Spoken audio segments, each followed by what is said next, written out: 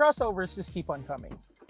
And at this point, I really wonder if there'll ever be an end to the influx of these SUV wannabes. But I'm not complaining, because every now and then, we do get to see some new models with the potential to stand out. One of them is the Volkswagen T-Cross. It's one of the brand's newest offerings that comes in a very enticing value for money package. It's here to challenge established nameplates like the Geely Coolray or the MGZS, or even newer arrivals like the Kia Stonic and most recently, the Toyota Rays. But before we move on, don't forget to hit the subscribe button and the bell notification icon so you can get updated whenever we release new content. If you're not familiar with how newer Volkswagens from other markets look, this is it. This entire front end just screams VW SUV. Now, everyone? Thanks, Pare. Okay, let's take a closer look. So here, you've got a large Volkswagen badge in the middle, and you've got this wide grille that actually has no holes in it, except for those two. Check those out. The real air intakes you can find here and underneath here. Anyway, these are all flanked by these large rectangular headlamps that actually look pretty good. Take a closer look, looks really fancy. These black plastic claddings on the front bumper add more ruggedness to the look. Ayun naman. Thanks, pare. Thank you. Now, on the sides, you get even more black plastics underneath, and these outline the 17-inch alloy wheels. Now, you won't see a lot of lines on this end, so if you look at it from this angle, it actually has a very clean look. The rear looks even bolder than the front. This RoboCop-ish panel draws the most attention, and like the front fascia, it adds to the boxy physique. Now, come closer, take a look. This is okay, but these are not. These, I believe, are fake exhaust tips because I don't even see the real exhaust underneath. Not really sure what's going on here, but I really don't like how that looks. Doesn't even have holes in it. Anyway, let's talk size. I'm about 5'5", and this is how it looks when I'm standing right next to it. This measures 4,218 millimeters long, 1,760 millimeters wide, and 1,599 millimeters tall. It's smaller than the ZS, the Coolray, or even the EcoSport. But inside, it certainly doesn't seem to be the case. It's got a large boot. You'd have no problems fitting luggage here, laundry bags, groceries, or even camera equipment and sporting gear. No problems about it. Now, we're going to talk about the interior once we get inside. But before we do hop in, let's pop the hood open.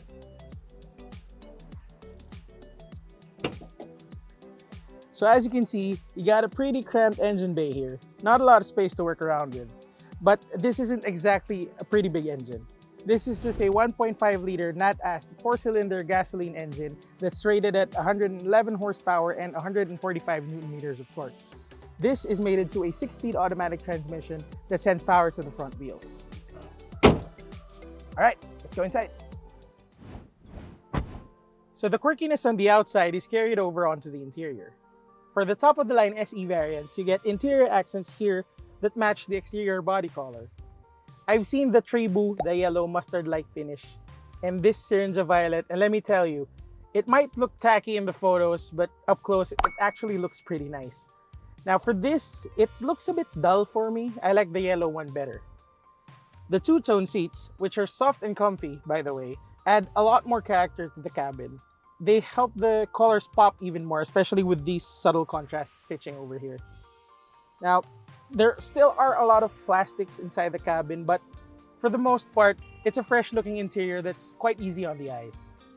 Now, for the driver, you get tilt and telescopic adjustment for the steering wheel and 6-way manual adjustment for the seat. For the passenger seat, you get 4-way manual adjustment. You also get a few storage compartments here. There's a small cubby on the dash. There is a deep compartment on the center console. There also are some slots here. These could be for your cards or for your keys, and 2 cup holders. This armrest is also pretty cool. Take a look at this. You can pull it up and adjust it like so. So you can have a higher position for your arm. You want to put it back down, just pull it up and push it down.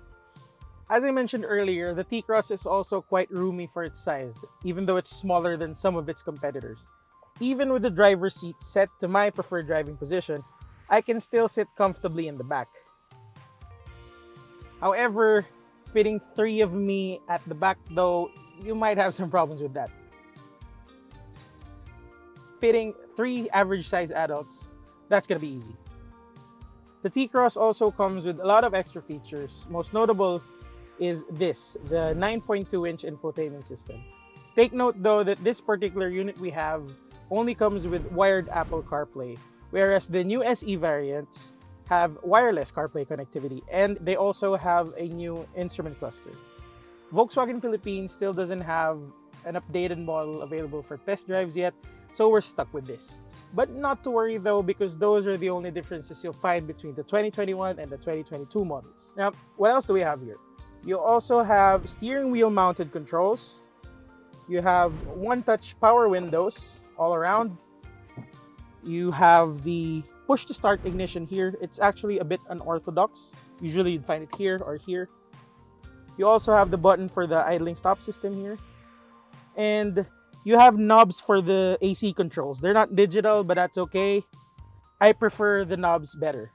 You also have USB-C and USB-A ports on the front and at the back. And, oh, one more thing, of course. You have this. You have a sunroof.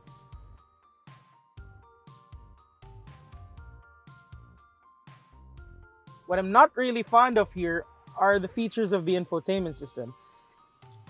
I could supposedly swipe it left and right, but it's not always very responsive. Also, it has this voice command feature that could get irritating sometimes. The commands like volume up or mute trigger even though you're not saying the actual phrases. It's not really harmful, but when you're driving, you're enjoying your music, and it suddenly mutes, it's kind of annoying.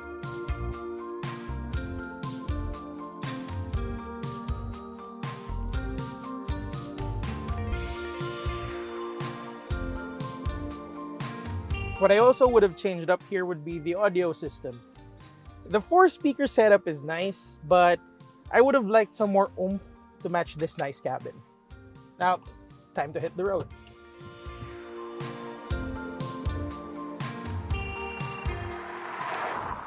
When you're on the road and you're behind the wheel, you'll notice that sound insulation is actually pretty good inside this cabin, which is a good thing for me. The ride is also on the soft side, which I like, and steering is pretty light, and the vehicle's got a very small turning radius, so it'll make for a really good daily driver around Metro Manila's busy streets. Surprisingly, it handles pretty well for its size too, thanks in part to its relatively low stance. However, it's a big however, the engine and the 6-speed transmission just feel a bit sluggish, really. When you're driving from a standstill and you try to get to highway speeds, you'll notice that the car just takes its time. And I mean, it takes its time. It takes a while. On the bright side, when it does get to highway speeds, it cruises with ease. When you're at 80 or 100 kilometers per hour on the expressway, you'll notice that the revs are kept at a minimum. As for fuel economy, it's actually pretty decent too. The gauge told me that consumption was about 14 to 15 kilometers per liter on the highway with a pretty loaded cabin, so that's pretty good. And I also got about 10 kilometers per liter in mixed driving conditions. A lot of you will get way better numbers than I did, easily.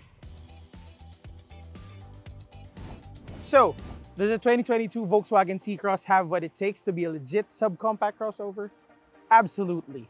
Sure, it doesn't trump its rivals in every category, but it has that good balance between styling, performance, comfort, and extra amenities.